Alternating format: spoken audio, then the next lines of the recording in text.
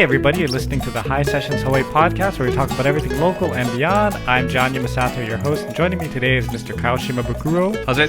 Devon Nekoba will be here in a minute. He's just running a couple of minutes late and we wanted to get the show started. So, Devon, we'll see you in a minute. Before we begin, let me remind our listeners of the way they can stay in touch with the show. There's Facebook, Instagram, and Twitter, all at Hisessions. You can go to SoundCloud, YouTube, and Apple Podcasts to watch the podcasts. And of course, you can email us at hisessions@yahoo.com. If you'd like to help the show, get more music on the channel, we have a big act coming in for Hisessions today. And, our Patreons get to come down and check it out. But become a Patreon. Go to patreon.com and donate. There you'll be more involved in the show, help determine who and what is on. Are you going to tell us who the big act is? Maybe at the end of the show. Okay. I will. Okay. So we'd like to thank our two new patrons, Jen and Quinn, both from Honolulu. Thank you, Jen and Quinn, for being patrons. I'd like to thank Kupu Kupu Landscaping, Landscape Architects. You can call Kevin Yokomura, 808-722-8685 for a free estimate. They just did some work for me up in Hawaii Kai, cleared out a bunch of stuff. Excellent work. So kupukupulandscaping.com or call Kevin. Thank you to Fort Ruger Market for the food. Had the Rugerlicious, but you guys had beef stew. Yes. And it was delicious. It was good. Yeah. So, they have a good beef stew plate as well. You can find Devon, Kuma 94.7 in the mornings. You can go to highlifeclothing.com to find Kyle.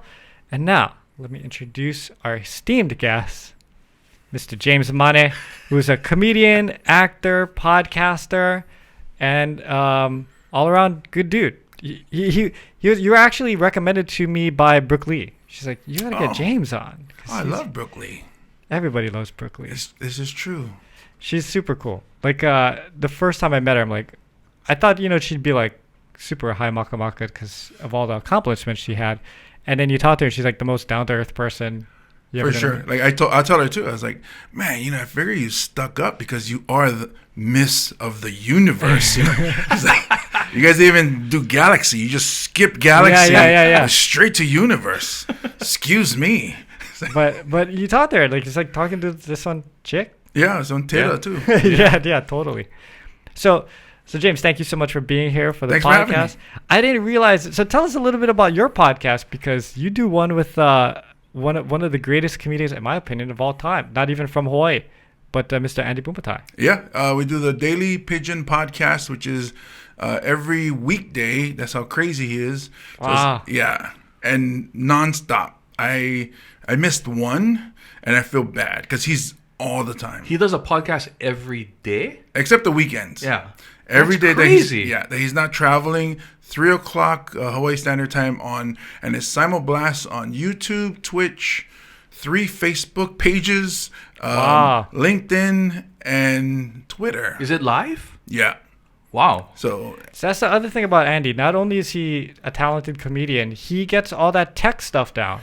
Yes, he was showing me like, I have my Twitch and I can do the camera angles and then I'm going live and stuff. This is all stuff that's foreign to me. Yeah, dude. It blew my mind away because I actually have an associate's degree in cybersecurity, and I went to his house and saw his stuff, and he's teaching me about Twitch, and I was like, wait a minute, what generation are you? And I was like, people donate biddies. I was like, what is that? Yeah. And he's explaining it to me like he's the kid. And I was like, wow. That's crazy. Yeah. So, did you grow up watching him?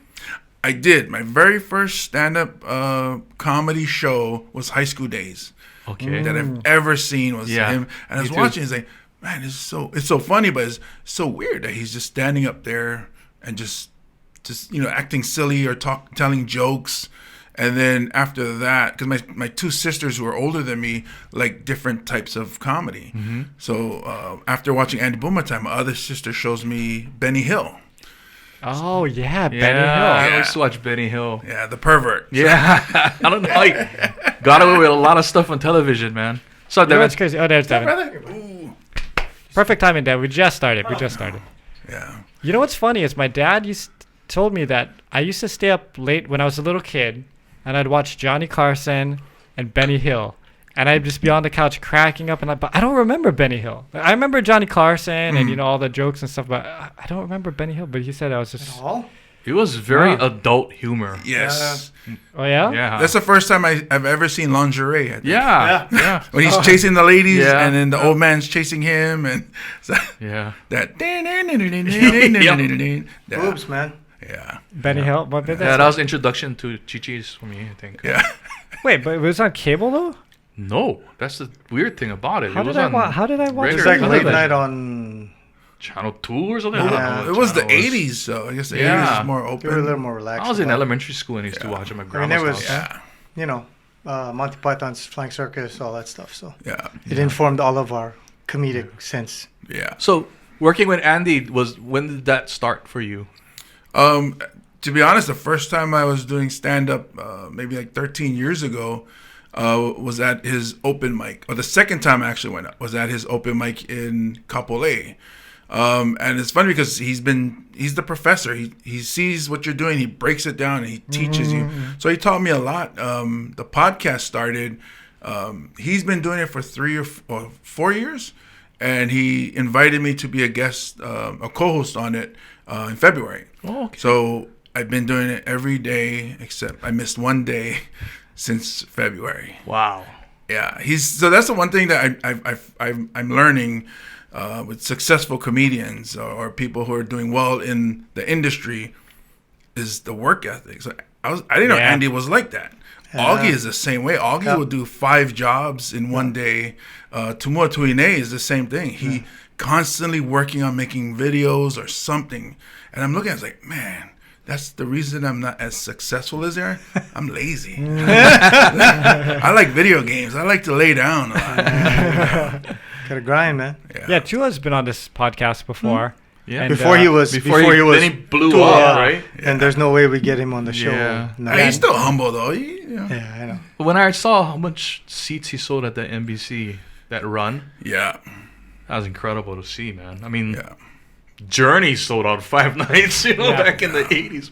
So The guy do you- doing it is amazing, man. Do you think the landscape of comedy is, at least to break out and to do stuff, is better now, or is it just everybody's a comedian now too, so it's just kind of flooded with people? And So it's weird now.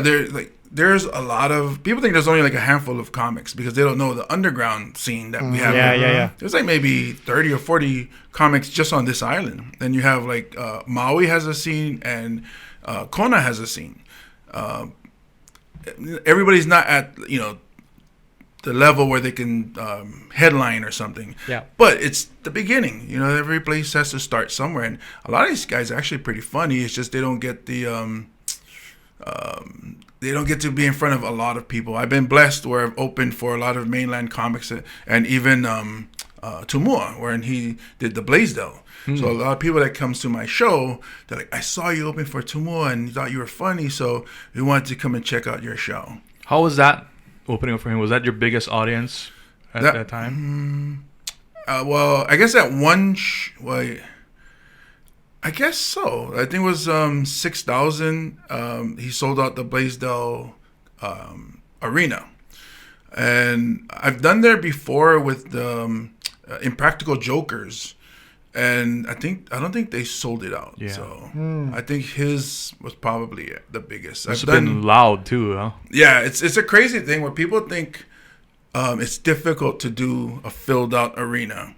It's actually a lot easier. Yeah. Because the laughs are easier to get. These people over here are laughing and then it just spreads. A room full of 5 people, that's difficult. Because then they're like, oh, I don't like laugh. But he going to see me, or so they're shy or something. But that's where you get your chops. When I started out, I was doing a comedy in Aiea. It's a dance studio. And it was the same 5 people every week. So it forced you to, I got to adjust. Come up with new material. Or time, to say it differently. Yeah. And I found that, that pressure made me a stronger and better comic. Is what venues are on Oahu that you can watch these comics and stuff do their stuff? Hawaiian Brian's, they have Slack Key. They do every Tuesday. Slack Key Lounge. Yeah. Okay. Every Tuesday with Comedy U. Jose Dynamite does that show, and Wednesday he does Anna O'Brien's, and they have open mic, so people who let me just give it a shot, go because they're very supportive. None of us are big time, so we all support each other. Like, I hope you make it. And Thursdays is at Taqueria in Kapolei. Jose Comedy, who does it there too. There's an open mic at Stand Up Honolulu, which is the only, I guess, official comedy club in Hawaii. Where's that located? I've never... That's in Kaka'ako on Cook Street. Oh. You know, they have that park. Yeah. So it's like up cross corner from that park. Pepper, the misunderstood evil genius, owns and runs that one. And they have headline or showcases on Fridays and Saturdays. I think June 18th and 19th, Paul Ogata is going to be headlining there. Oh, Paul. Yeah, we know Paul very well. And then I think June 9th is their anniversary or something. Eddie Ift, who's a popular LA comic, is coming down to perform. One of the guys, when I started out, he was like I call him a boy genius because he was going to college and he was like, I think he graduated high school early or something like that. But he was coming out to the scene, sneaking into the places to do comedy. Very intelligent guy. He went to school up in Massachusetts.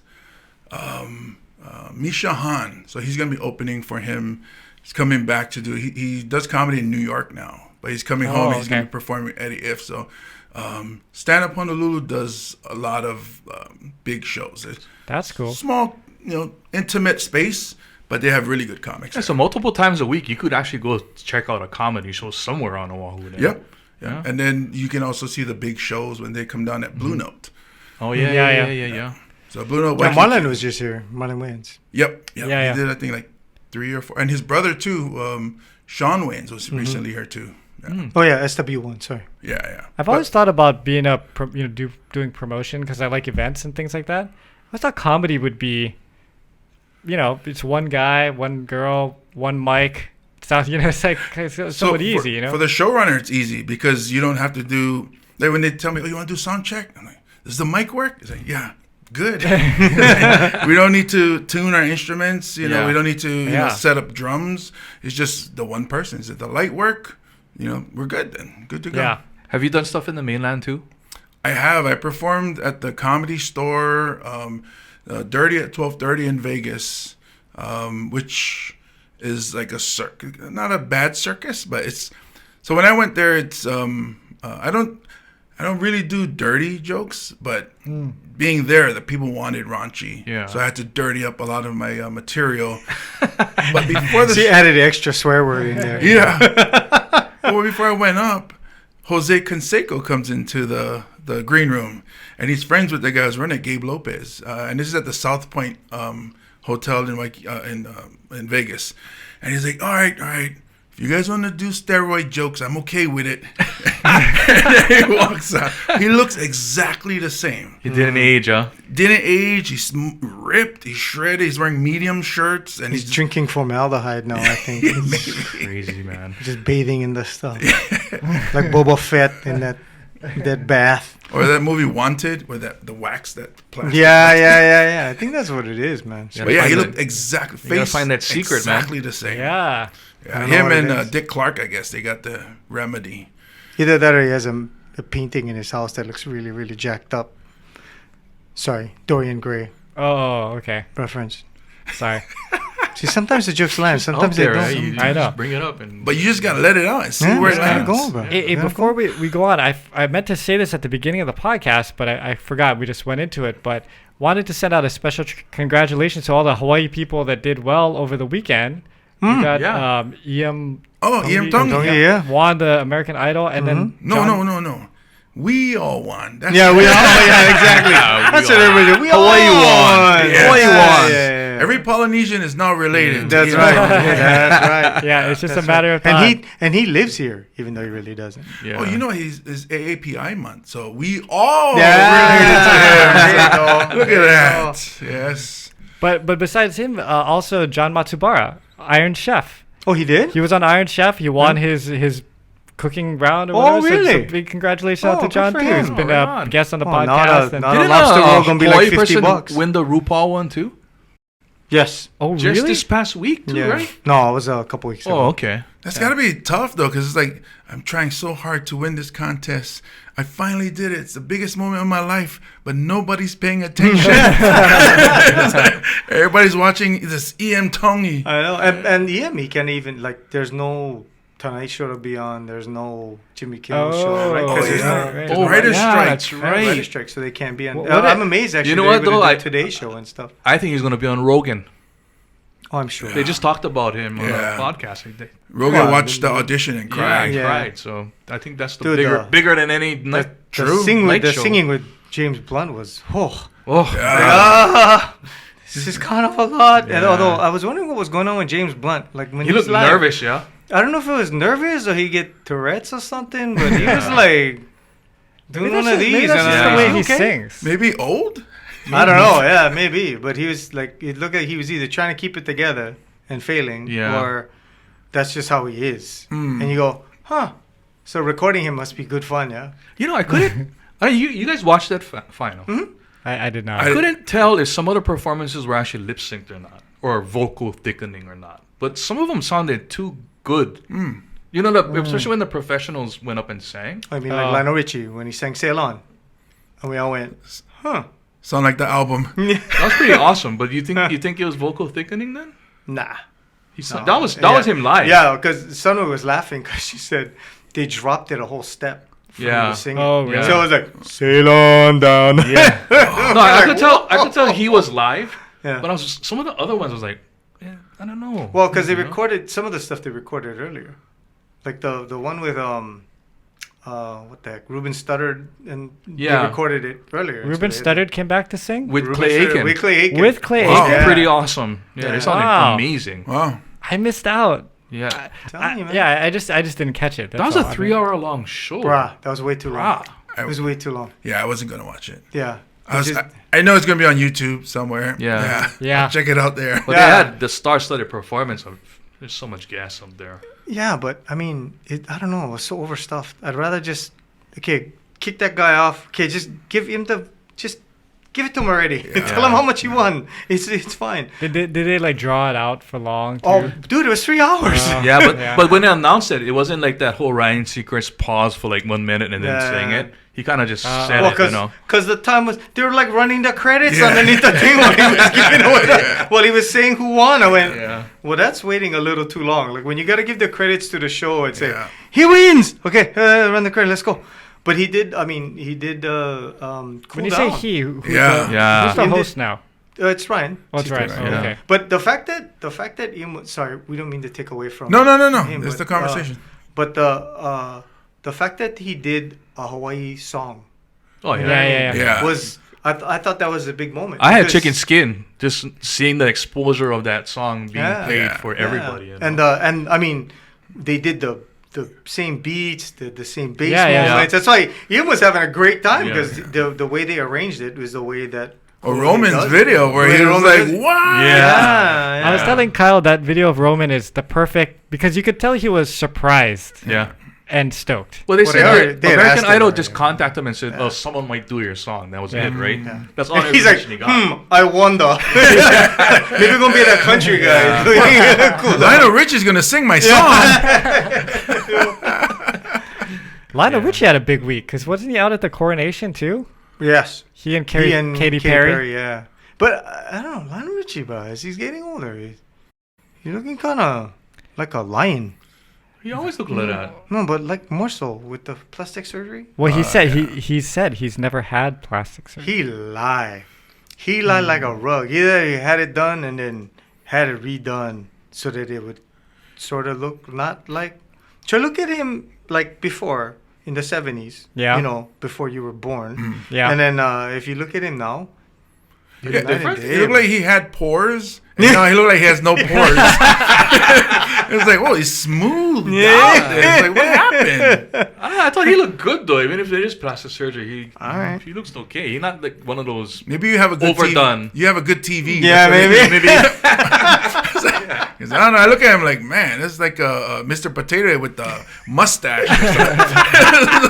Or something. It's what it looked like, just a mustache and Yeah, and the cap of head, Yeah. the cap of hair on the head, But congratulations to him. Yes. And Yes. the And family John. and everybody. Yes. and everybody in and- Eva Beach still partying and right Hawaii. now. Yeah. Congratulations. Well, yeah, and We it's did funny it. too because We said- the mainland, it took them a couple days before they gave him credit. Like Oh, he really? won Sunday, we went crazy. There was all the news stations, everybody. Yeah. And today, hey, Ian won. Like they're so surprised. Like, bro, that was Sunday. I don't know. I thought I saw stuff on Twitter from that first day. Yeah, it was all from Hawaii people. Oh, maybe, yeah. I had to get off social media because it was just too many of the same videos. I was like, let me take a break. I'll see you guys on Tuesday. we know, he won. Yeah, Okay, we got it. Happy Okay. for him though. Yeah. He's great. Yeah. He's done it his own way, which is He's which a is good very representation. For Yeah. Cool. Oh Hawaii, yeah, for excellent sure. representation. Yeah, I just hope that protection comes out and people start, everybody's gonna come out. Hey, why don't you wear my hat? Why don't you wear my Yeah. shirt? Why don't you help me out? And hopefully he gets that protection that he needs to keep people away from him. Yeah. Yeah. It's like you got, yeah, Yeah. yeah. Yeah. Everybody's like, hey, Yeah. I will let you wear my shirt, but no more size. But no, it's funny because when I do shows with comics and they sell merch, usually a shirt, and then a lot of them will give away one shirt to the opener or the middle. Yeah. So they want to give me a shirt, and so they go, oh, here, I know this is not your size, but here. I said, oh, that's cool. I'll let my daughter wear it. So my daughter has all these comedian shirts. Oh, yeah, Some yeah. are offensive, some are. But I said, here, just you don't have to wear it, but here you go. Here's a shirt. Is it true you used to be a bus driver? Yeah. 17 years a city bus. Wow. Yeah. Can you tell us a crazy story? A bus story? There's so many. So when I started, Sorry, Devin. I didn't. No, it's okay. I started writing jokes. A lot of it came from my experience with the bus. Because I know Augie had a lot of material from just riding the bus too back in the day. Oh, right? it's so like general public. It's like you cannot say no if they have Yeah. fare. So you pick up everybody. I've had an elderly woman, small Japanese lady. Like I'm sitting down in a seat and she's my height. Sweet lady. I see her all the time. Get on. Hi, how's it? Sit down. Older Holly guy gets on the bus and he always talks. So he sits in the front, talks story. Hey, how's it going today? I say, oh, pretty good. Traffic's not bad. And small talk. And then the small Japanese lady, just shut up and drive the bus. I was like, what? I was like, what? And I see her hand pointing to him. You shut up. You talk too much. And you just drive the bus. And it's weird. Like some days he's like, I'm not putting up with this today. Yeah. And that was that day. And so I said, you know what? So I called the supervisor to come. He's like, oh, yeah, this lady on the bus, she's being rude. She's telling me to shut up and drive the bus. I cannot, and I know all the key words because union, yes. Yeah. I cannot continue working with this kind of harassment. All the trigger words. That's like, this kind of harassment. I don't feel safe operating this vehicle. So they go, okay, just stay at that stop. The supervisor's right around the corner. Be there. Supervisor came up. He go, oh, what's wrong, man? He's like, oh, this lady telling me shut up and drive the bus.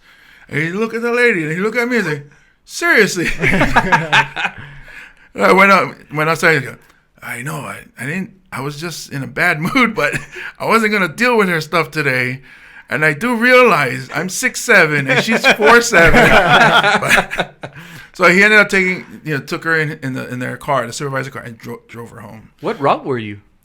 Usually in town, so it's either the number 1 that goes from Kalihi to either Hawaii Kai or Kamuki, or the number 3 that used to come through here, the Kamuki by what is this? The Wailai and whatever's area. So I like to stay in town. I like the stop and go and the action. I like to see people and people always. What is it like? It's like cruising. You gotta stay on route. Yeah. But then I see people all the You time. gotta stay on route. Yeah, you gotta. Yeah, that's the thing that they So one of the requirements is driving the bus is to stay on try to follow the map if you can, and maybe stop once in a while and pick up people. But yeah, I always say like, because people grumble, oh, you guys get paid too much. I was like, oh no, they don't pay us. They pay us $1 to drive the bus. The rest is so that we don't kill you guys. You know what's funny is when I was in high school, did you go to the counselor and get like what kind of job? Yeah. You take You take the whatever quiz. bus driver. Yours. For real? That was what they recommended to me. They didn't say musician? No. So I was like, oh, Why would bus they driver. give you hate people. Why would you I don't have know. a Yeah, bus it was such a driver? weird. I'm Hey, like, that this doesn't make test sense. does not Bus make any drivers sense. hate people. We only do it for the pay. I always wondered how you know that person at the bus stop is waiting for your bus. Oh, so that you slow down and you watch body language. So if for people watching, we watch movement. So like even if it's dark, if you see nothing, then we just keep going. Okay. So like it was a Sunday. My dad was a supervisor. It was a Sunday by Olive Park. I slowed down and saw an old lady at the bus stop. Slow down. She didn't move and it went. And then my dad pulled me over at the next stop by Mayor Wright's. And he got out and he knew it was me. And it was like the supervisor didn't get out. My dad got out. Oh, man. He came out and he was going to take off his belt or something. He was like, why you never stop for that lady? I was like, oh, she never moved. She didn't want this bus. He said, how you know? I slowed down. Some people cannot see that well. Some people, and then you have to at least stop when you see old people. This is Sunday. She waited 1 hour for your bus because she missed the last one. Now she got to wait 1 more hour for the next bus. And then it didn't click until then. I was like in my 20s. I was like, oh, just go. So he was scolding me. I was like, Dad, you got to calm down. We at work. if you hit me, I'm going to sue the company. You just got grounded when you went home. Get out of that bus. You're not working for 2 days. But yeah, it's we get a lot of stuff. I've seen fights. I've seen, people soil themselves. And, it's just like any other job. You get rules. It's like somebody soils stuff. You got to stop the bus, kick everybody out, and they got to catch the next bus. Fights. I've seen kids like beat up a guy because the guy was making trouble to arguing with his girlfriend or something. So like it was going Waipahu, and then high school kids, these Samoan kids, all of a sudden looking at, hey, and the next thing they all running out. Then one kid comes up to the front. I was thinking, oh, it's on, right? Come on. And I know you high school, but you big. So he go, oh, sorry, uncle. The guy was pushing his girlfriend around, so we had to lick him. I said, oh, right on, get outside. They go to yeah, you do get a lot of, and you get numb to stuff. So I can walk through Chinatown and something's happening on the road. Well, that's just Tuesday. And I heard from one of your videos that if someone's running to the bus, that's not necessarily a sign for you to stop. Yeah, well, so I actually, to be honest, I have a joke where I say that, if you're running for the bus, we do see you, but we wait till you get to the door and then we take off. But honestly, I wasn't that bus driver. I would wait. I did one time though. My mom was across the street. She worked in downtown, and I saw her at the crosswalk, and my light was green, and I was already serviced the bus stop, and I heard her. Hey, I waved, and then I left because I didn't know she was trying to catch my eye. But she told me. She told me later. She told me later. I said, I was trying to catch your bus. I was like, oh, you missed it. So I don't try to, but sometimes it happens. Well, when I was a kid, I used to see it past me. I'm like, what the hell? But I realized it was just full. A lot of times, if it passed, it's full. No, I think it's just you, Cloud. Yeah. At first, I thought it was me. Oh, it's that Shimabukuro kid. Yeah. He's going to be a troublemaker. I ain't picking him up. Yeah. I know some Shimabukuros at IL. So yeah, exactly. They're all the same. Last time, that little bastard picked him up. Good luck walking. Yeah. Sorry, I had a question. I cut you off way earlier. Oh, The no. The bus thing was on my mind. Mine was, I think we had asked Tumua this question too, but the decision to work clean. Because by the way, Tumua is good at the crowd work too. Well, yeah.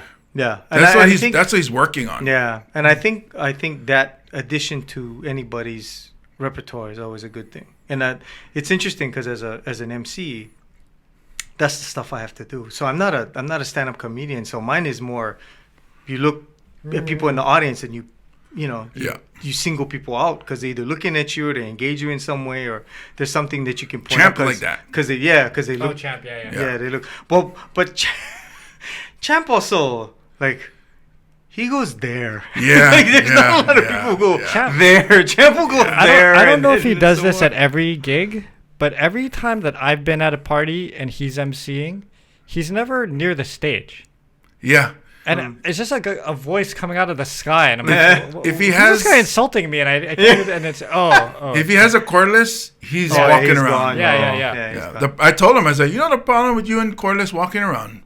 You short. Nobody can see you. Nobody can see him at all. Anyway, but I did wanna ask about that because it does, like you said, right? You did that one show in Vegas where you kind of had to sprinkle some dirty into what you were doing because that's what they're expecting. Yeah. So normally I don't work clean normally, but the past few years working with Andy, seeing Tumur's success, and hearing other comics, like one of my favorite comics is Brian Regan, who does clean. Yeah, really? He works clean. He swears when he talks regular, he says, but he just chooses to work clean. And it sucks for me because the proof is in the pudding. When I did a family-friendly show, as my manager called it, at Blue Note, and it sold out. And listening to other comics say, so a couple buys tickets to see a show. The family buys 2 more for their kids. So you sell more tickets when you work clean, and they say you make more money when you work clean because I could have gone to that Dirty at 12:30 and work clean. They're not going to complain. But if I go to a church and work dirty, so that's you can work clean and work anywhere. But you can't work anywhere. Do you switch it on and off on purpose if you get tired of working clean? Do you do one dirty set at a venue that's appropriate? So when I go to the open mic Thursdays at Stand Up Honolulu, and I unleash. It's like, MF this and MF that. Yeah. It's almost just venting. I'm just ranting about stuff. Like, did you guys hear what happened here? Man, F that. And then you just go off. Yeah. And it's funny because the co-owner, Christine, at Stand Up Honolulu, she's like, James Money, I've never heard so many curse words come out of your mouth. I was like, well, because I've been working with Tumor the past half a year and working with Andy now for how many months, and they're both clean comics. I just had to unleash. She's like, I'm not complaining. I just never seen it before. Yeah. So there is a time and place for it. Yeah. When I write, and I tell all the new comics, I write clean. I can dirty up the way I talk normally if I wanted to, but when I write it clean. So. I remember watching Full House, right? Growing with Full House and that comedian. Dave Coulier. Yeah. No. Bob Bob Saget. Saget. Oh, yeah. Bob Saget. And then when I saw him on stage, I was like, wait, this is the same Bob Saget? Yeah. I mean, that guy was dirty. Yeah. They said Danny Tanner? Is that what Yeah. Well, they said he, to this day, I think, told the dirtiest version of the Aristocrats. Yeah. I watched it. It's terrible. Yeah. It's like, John, you know what we're talking about? It's funny as hell. The Aristocrats is a joke that every comedian, well, not every comedian, but all the comedians tell each other to amuse each other, and it's an attempt to be as off color as possible. Yeah. So there's a storyline on premise, but then they make up their way there. Yeah. It's a choose your own adventure. Yeah. Yeah, but normally some people will throw in incest, cannibalism, Yeah. or acrobats. people eating shit. It's crazy. Yeah. They, in fact, I think it was Penn and Teller. They did an entire documentary on that, just that one joke, really? and the evolution of the joke, because it gave you an entree into the mind of a comic, how they tell the joke, the points that they hit with it, all that kind of stuff. Bob Saget, Gilbert Godfrey was the two worst jokes ever. Gilbert's so funny. Yeah. Because Gilbert Godfrey, right, the guy, he got up and he started doing something, and then he got sidetracked, or he got thrown off, and so he just didn't know what to do, and he was in a room full of comedians, and he went into the Aristocrats joke and just. Like he slayed. The comedians were laughing super hard, but everybody in the audience was like, "What the hell is going on?" I've always enjoyed Gilbert when he would do the roasts with Jeff Ross. All those things. Yeah. He's always very good. Yeah. Who was your role model comedian growing up? Ooh, that's a tough one. There's a bunch, but if I had to pick like a few of my favorites, Brian Regan, I mentioned earlier, is one of them. He's good. Mitch Hedberg, he does one-liners. Yeah. Greg Giraldo. Mm-hmm. Yeah. Dave Chappelle, and lately I've been listening to JB Smoove a lot. Oh, really? It's because of the way he performs. It's not so much his material. Like, he commits to a bit and just hammers it. Like just keeps going. It's like, and you're just watching, like, when's he gonna stop? But it's so off funny that you can't help but laugh at his commitment. And I've been watching because I guess it's different from the way I do. I'm more like words. I like to write stuff. I like to play with words and kind of gross people out. But it's so clever that it's still funny. So like one of my favorites is Ryan Stout. And a lot of people haven't heard of him, but he's on Spotify. You guys can check him out on YouTube. One of his jokes is like, I was on the plane and this guy came on the plane. He only had one arm, and I was like, please sit next to me. And guess what? He did. Wrong side. And he fought for that armrest. So like he does that. So it's like, that's messed up, but it's still so funny that you laugh. So I actually have a bit about my sister having a baby, and so it goes. If you guys don't, I guess I'll tell it. But my sister recently gave birth. Her husband's Jamaican, so it's like, oh, we got to see what this looks like. We've never seen a Samoan Jamaican baby before, So we're like, let's go to the hospital and see what this is like. I'm in the car. I was like, I bet you it looks like the Predator. It's like, it has muscles, it has dreadlocks, and his mouth probably open sideways. It's got to look weird. And so we get to the hospital, like, whoa. We were shocked. It was like, whoa, he's beautiful. So I guess it's true. Negative times negative equals positive. Wow. So like in the hospital, what they do is take a white blanket with the newborns and they wrap it real tight. It's swaddling. So they swallow the baby. I guess so it doesn't run away. So it's Jamaican because it's fast. So they like. So I was like, we were looking. I was like, wow, my sister's in the bed. We're all surrounding her. My auntie's on that side. She picks up the baby. She's like, oh, he's beautiful. Mwah. Ooh, new baby smell.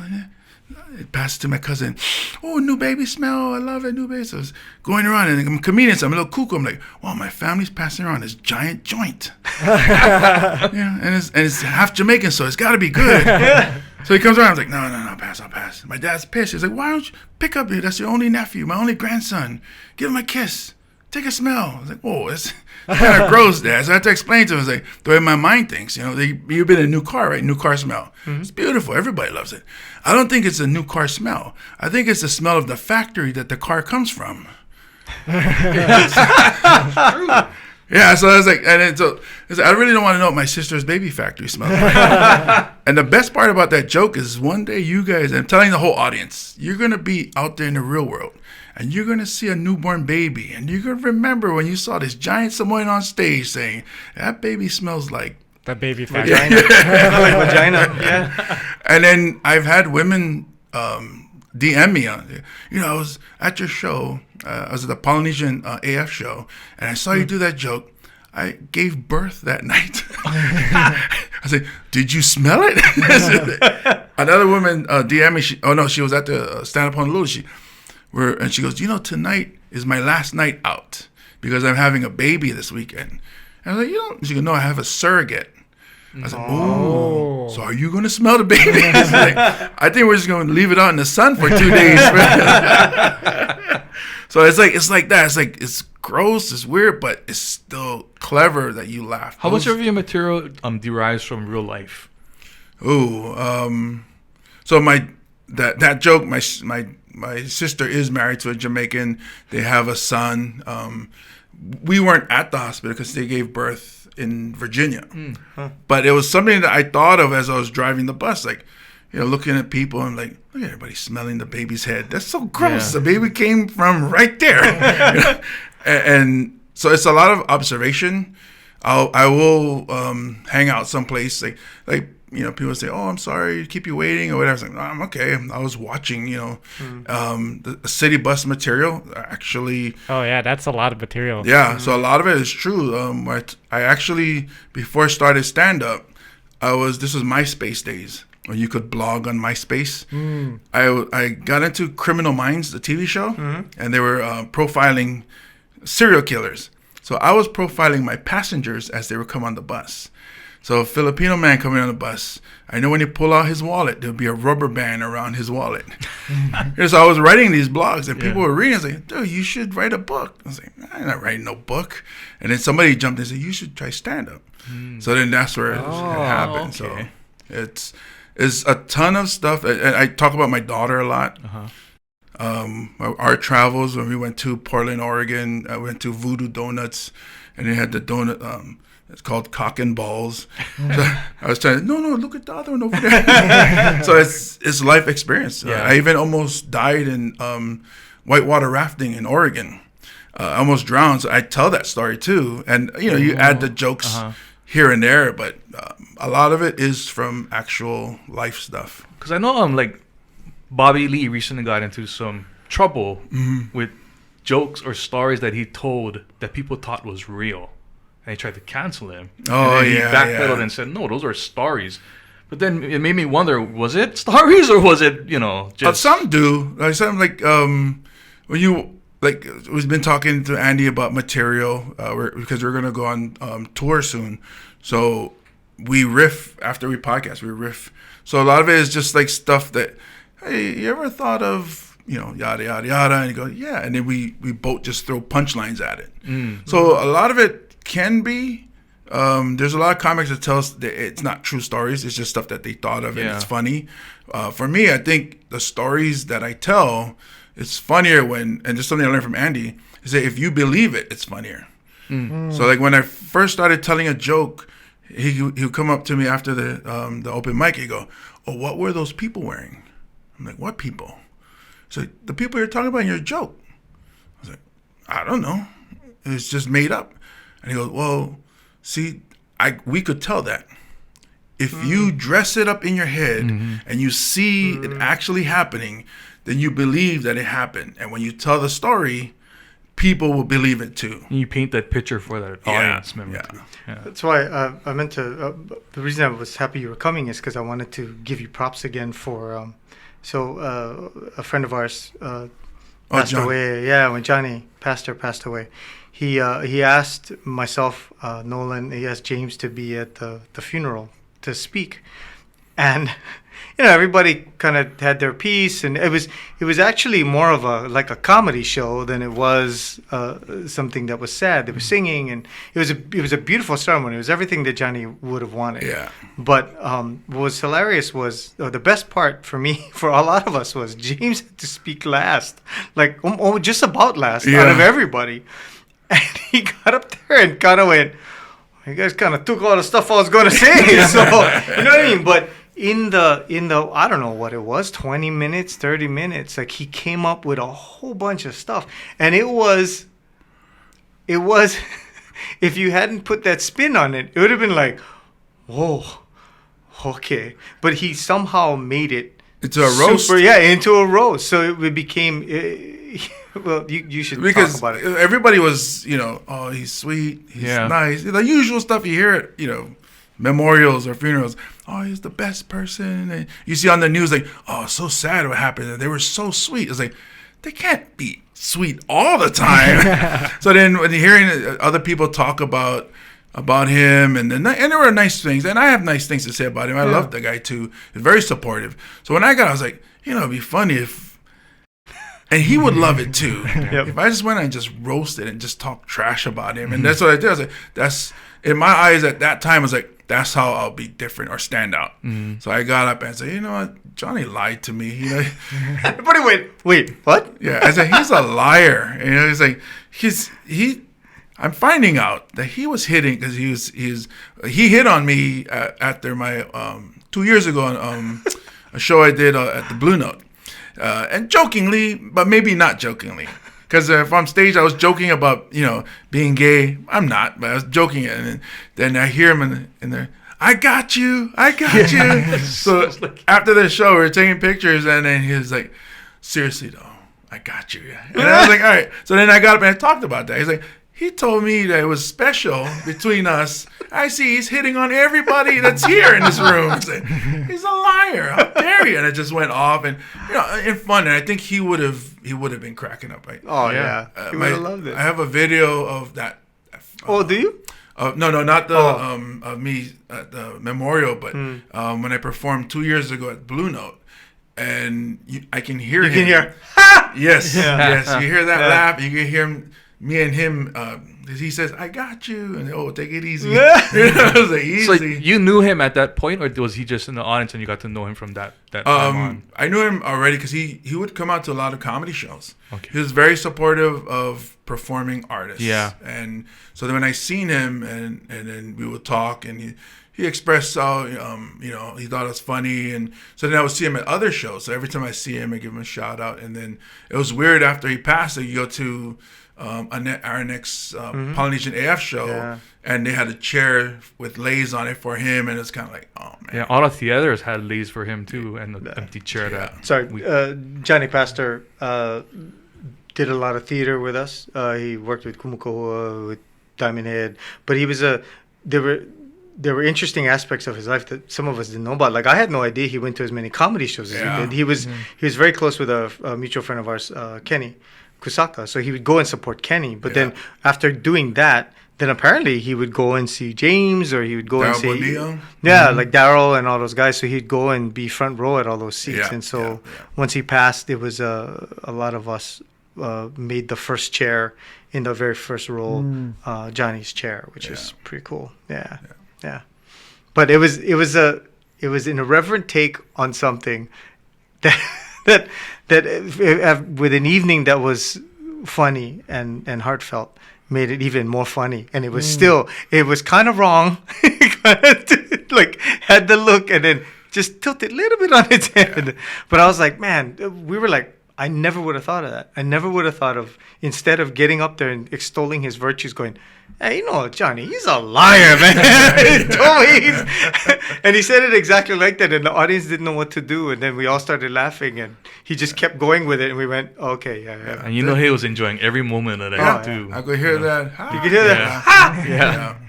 And that was the other thing. You knew Johnny was in the audience because that was his laugh. Yeah. But if you were in a place that you couldn't see him and you heard it, like, oh, Johnny's here. We would do plays, and he'd be somewhere in the audience, and you would hear him and go, oh, okay, good. Well, we know somebody's going to laugh at some point in time. That's why when he said he did the comedy show with like 5 people, if one of them is Johnny, you're good. Everybody else going to laugh at some point in time. Yeah. But nowadays the crowds are not bad, right? It just kind of depends on the venue and stuff. Well, no, it depends, I guess, on the draw. So, like, if I perform with Tumua, I know it's going to be local crowd. It's going to be, so he knows when his family, his Waianae family is in the house, or Kaneohe family is in the house. And then that's when you know it's like, oh, they're going to talk. They're going to not talk to each other. But when you say stuff, they're going to, or something, We performed in Arizona, and Laie girls were in the house, surprisingly. And I was like, wow. And you can hear them all in the back just going, yeah, we got you, brother. And, just, but in a supportive way. Oh, yeah. So it's like, with his crowds, you have to have a certain energy to interact with them. But as an opener, like, Tumo doesn't want, and a lot of, I think Todd Barry is the same way. They don't want the openers to interact with the crowd. Because if I ask, where you from? Next thing you know, when he comes out, they cannot do it. Yeah, and it's like, oh, you already took it. So it's stick to material as the opener to prepare them for the headliner, which is the job of the opener or the middle. And so I never really interacted with them at his shows. You just heard them, and they're like, "What's up, James? How you doing?" You're like, "Peace." Yeah. Thank you. Now, how important nowadays is the social media? Is that? So we were talking about this with in the podcast with Andy, talking to Paul Ogata about it. It is huge because Paul's been posting his stand-up. He never used to post stand-up before. Because he's trying to boost his social media following. So it got to a point, and then Tumua fell into it too. He blew up. He was maybe on like 3 to 5 years doing The stand-up. videos, that's why, man. Yeah. Holy So he hit it smokes. at the right time. It's the timing. You get the following. The clubs will ask, "What's the social media following?" Wow. Because they know ticket sales. Oh, will happen. really? Yeah. So that's why, like, when you a lot of pressure. ask about when you talk about Tumo's ticket sales, a lot of it has to do with his social media following. He mentions on his IG story, "Hey, ticket sales tomorrow," and then sold out because so many people saw that he mentioned his ticket sales. If I was to do it, he has over 100,000 followers. I have almost 8,200 followers. Not that many people see it, so my tickets won't sell out right away. His will. There's guys like King Batch that's big on social media in the mainland, and all these other social media influencers. Because even like recently, I've gotten into Pete Holmes and Anthony Jeselnik, Oh yeah. and just because they showed up on Reels, Mm-hmm. so I'm like, oh, these guys are kind of funny, you know. So then I Yeah, and that's what it is. So them being seen on social media, well, those are actual stand-up comedians. yeah. Now there's people who aren't stand-up comedians that are getting booked at comedy clubs. What? Oh, Yeah, so Really? they're taking spots that a stand-up comedian. So That's what a big happens- risk, though, right? For No, the they will comedy sell clubs. tickets. Uh, Business Might be owner, a one-shot deal, though, right? Yeah, that's the other part. Is so the fans of that person will show up, will buy tickets, be there, drink, eat, whatever the club needs them to do. But the next time they come through, might not, because then you go up and you're like, they're not that funny. Yeah. They don't do the craft or the art of stand-up comedy. But as we're talking to Paul Agata, he's saying some of them don't care. They're fans of that person. They'll Really? show up. Yeah. They don't care that they're not as polished a comedian as Paul Agata is, but they don't care because they want to see they're fan of that person. Paul is great. Yeah. So that's where we're seeing a change. So people like myself, I'm always putting out social media content to try to build up my following so that I can sell tickets. I keep getting suggestions for this kid named Matt Rife. And that kid is huge. Oh yeah, that guy. He's huge. Yeah, Yeah. he sold out over here when he came down. That's He the was guy that here does a last lot month. of crowd work, yeah? Yes. Just like makes up stories as he's talking to people. Well, the thing with social media, the reason to do crowd work is you don't want to post your jokes. Like the joke I just did about the baby sniffing. Yeah. Sorry, we can take it out. No, that's cool. I'm kidding. But like, so people are like, oh, if I put it out there, it's burnt. I can't do it anymore. But if I do crowd work, I can post all my crowd because that'll never happen again.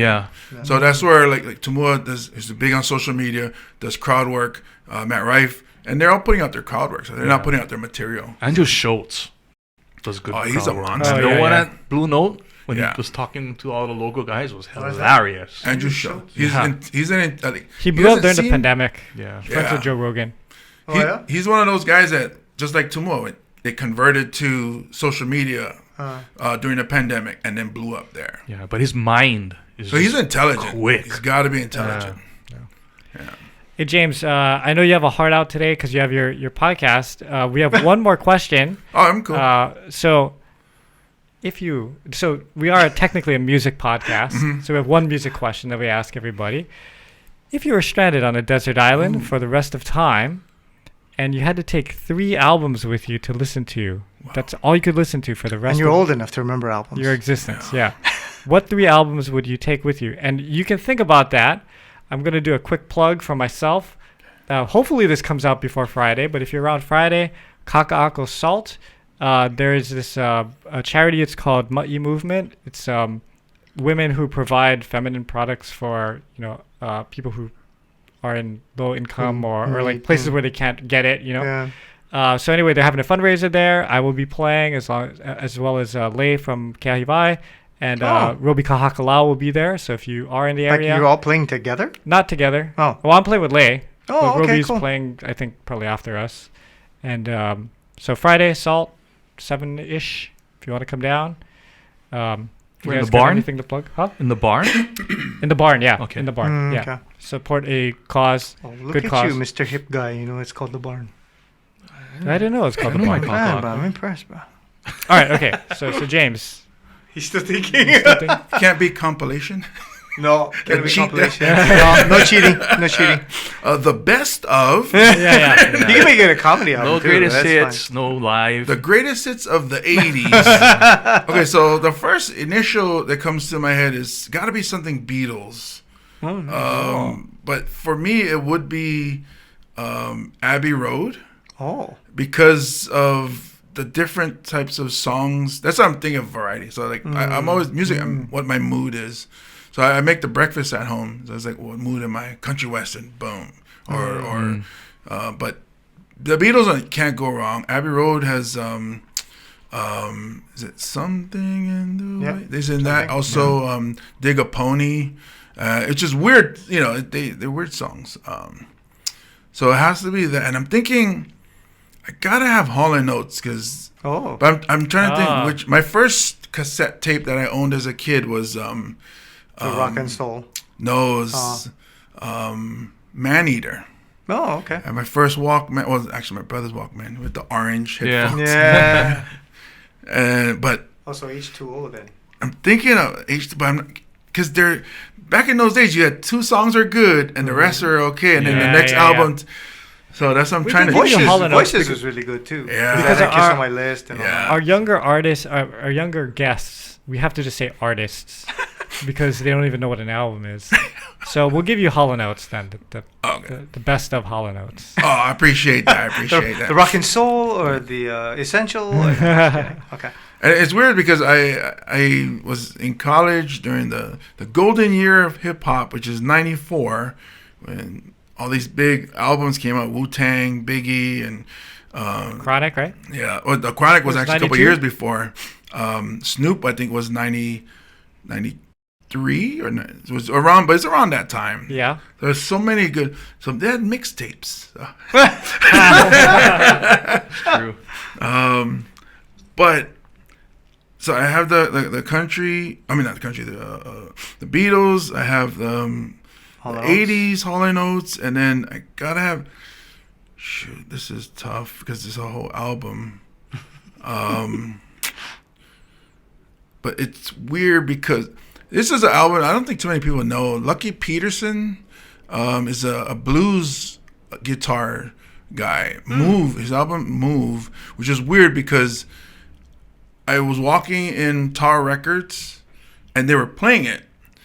And I was listening, like, because I like blues too. The guitar, I love the guitar. I love the grungy sound. Mm-hmm. So that whole album I like, because he also sings Purple Rain in a blues way. Wow. Yeah, he covers Purple Rain.